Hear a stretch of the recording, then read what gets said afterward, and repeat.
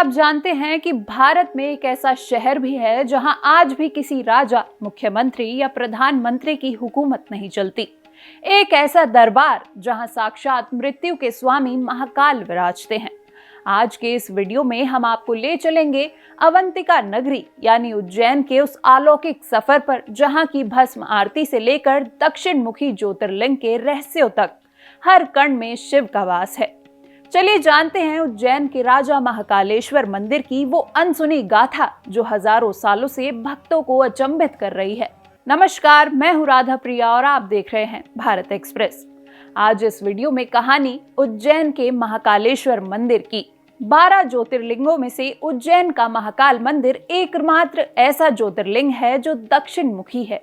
दक्षिण दिशा का स्वामी यमराज है, जिसे काल का स्वामी भी कहते हैं। इसलिए इस ज्योतिर्लिंग को महाकाल मंदिर कहा जाता है। यहाँ की भस्म आरती बेहद खास है। हर सोमवार को निर्वाणी अखाड़ा के साधु संत महाकाल मंदिर में भस्म आरती करते हैं। इसके लिए पहले भगवान महाकाल को ठंडे पानी से स्नान कराया जाता है, फिर पंचामृत से अभिषेक होता है। पीपल के पत्ते, गोबर, बेर की पत्तियों और पलाश को जलाकर एक भस्म तैयार की जाती है, जिसे भगवान महाकाल की खास आरती होती है। उज्जैन के महाकाल ज्योतिर्लिंग के कुछ ही दूरी पर हर सिद्धि माता का मंदिर भी है। इसे 51 शक्तिपीठों में से एक माना जाता है।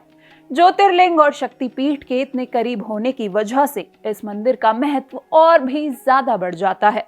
महाकाल को उज्जैन का राजा भी कहा जाता है। धार्मिक मान्यता के मुताबिक विक्रमादित्य की शासन के बाद यहाँ कोई भी राजा रात भर नहीं रहा। जिस व्यक्ति ने भी ये दुस्साहस किया वो मारा गया। इसलिए आज तक कोई भी सीएम या पीएम उज्जैन में रात नहीं रुकता। हर साल सावन के महीने में महाकाल की सवारी निकल जाती है। कहा जाता है कि इस दिन भगवान महाकाल पालकी में सवार होते हैं और वो नगर भ्रमण पर निकल पड़ते हैं।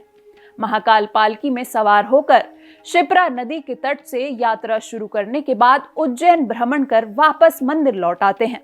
महाकालेश्वर ज्योतिर्लिंग मंदिर हजारों साल पुराना है। कहा जाता है कि मंदिर परिसर का विस्तार राजा विक्रमादित्य ने अपनी शासन काल में करवाया था। महाकालेश्वर ज्योतिर्लिंग 3 भागों में विभाजित है। निचले खंड में महाकालेश्वर, मध्य खंड में ओमकारेश्वर और ऊपरी खंड में श्रीनाथ चंदेश्वर मंदिर है।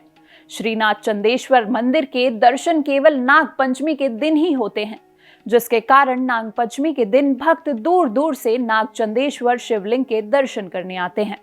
कथाओं के अनुसार हजारों साल पहले उज्जैन को अवंतिका कहा जाता था। वहां वेद प्रिय नाम के एक ज्ञानी ब्राह्मण रहते थे जो भगवान के भक्त थे। उनके साथ पूरी अवंतिका नगरी भगवान शिव की भक्ति में डूबी रहती थी। उसी समय दुष्यंत नाम का एक शक्तिशाली राक्षस था। उसे धर्म और पूजा पाठ से पूरी नफरत थी। उसने उज्जैन के लोगों को परेशान करना शुरू कर दिया और ब्राह्मणों को आदेश दिया कि वे शिव की पूजा बंद कर दें। लेकिन वेद प्रिय और उनके पुत्र डरे नहीं और शिव भक्ति जारी रखी। जब राक्षस दुष्यंत ने ब्राह्मणों को मारने के लिए हमला किया, तब उन भक्तों ने पूरी श्रद्धा से महादेव को पुकारा। अचानक एक चमत्कार हुआ। ब्राह्मण जहां बैठकर पूजा कर रहे थे, वहां की धरती फाड़कर भगवान शिव प्रकट हुए। उनका रूप बहुत ही रौद्र और तेजस्वी था। वे समय और मृत्यु के स्वामी के रूप में प्रकट हुए थे, इसलिए उनका नाम महाकाल पड़ा। आज भी महाकाल मंदिर की ये जीवंत परंपराएं और वहां की असीम ऊर्जा इस बात का प्रमाण है कि काल भी उनका क्या बिगाड़े जो भक्त हो महाकाल का। चाहे वो नागचंदेश्वर मंदिर का साल में सिर्फ एक बार खुलना हो या बाबा महाकाल की शाही सवारी, उज्जैन की ये धरती श्रद्धा और शक्ति का अद्भुत संगम है। अगर आपको भी महाकाल की ये महिमा सुनकर गर्व महसूस हुआ तो कमेंट्स में जय महाकाल लिखना ना भूलें और ऐसी ही आध्यात्मिक जानकारियों के लिए हमसे जुड़े रहें।